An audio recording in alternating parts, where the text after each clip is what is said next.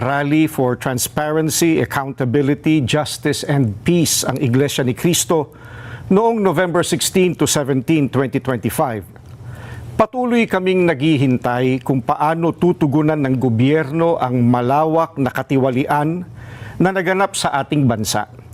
Mahigit 3 buwan na ang lumipas, subalit wala pa ring natatanaw ang mga mamamayan na kalutasan sa napakalaking pangungulimbat sa kaban ng bayan. At sa halip na ang mga salarin ang hanapin at usigin, ay ang mga nagbibigay ng impormasyon at tumitestigo laban sa kanila ang kinakasuhan at ginigipit. Kung kaya't hanggang ngayon ay hindi pa natutunton ang sinasabing mahigit na 1 trilyong piso na inilaan sa mga flood control projects at iba pang pagawaing bayan. Sapagkat ang hinahanap ng mga dapat mag-imbestiga ay ang mga pangyayaring maaaring magamit para mailihis sa iba't ibang issue ang problemang ito. Hinihintay ng mga Pilipino ang sinasabi ng Senate Blue Ribbon Committee Chairman na we will go where the evidence lead us. Ngayong may mga lumalabas na pahayag na mula sa mga sangkot, kabilang ang umano'y nagpadala ng mali-maletang pera.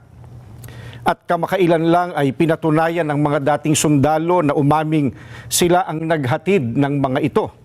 Bakit tila walang malinaw na hakbang upang palawakin pa at tapusin ang investigasyon? Anong ebidensya pa kaya ang hinihintay upang seryosohing tuntunin ang mga mastermind sa katiwaliang ito?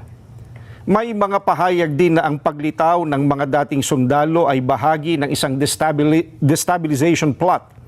Kung ganoon ang paratang, hindi ba lalo itong dapat imbestigahan sapagkat ang destabilisasyon laban sa gobyerno ay isang seryosong usapin ukol sa pambansang seguridad? Bukod dito, ang malawakang bahagi ng inihayag ng mga dating sundalo ay tuwiran pa namang may kaugnayan sa naganap na paglimas sa salapi ng bayan.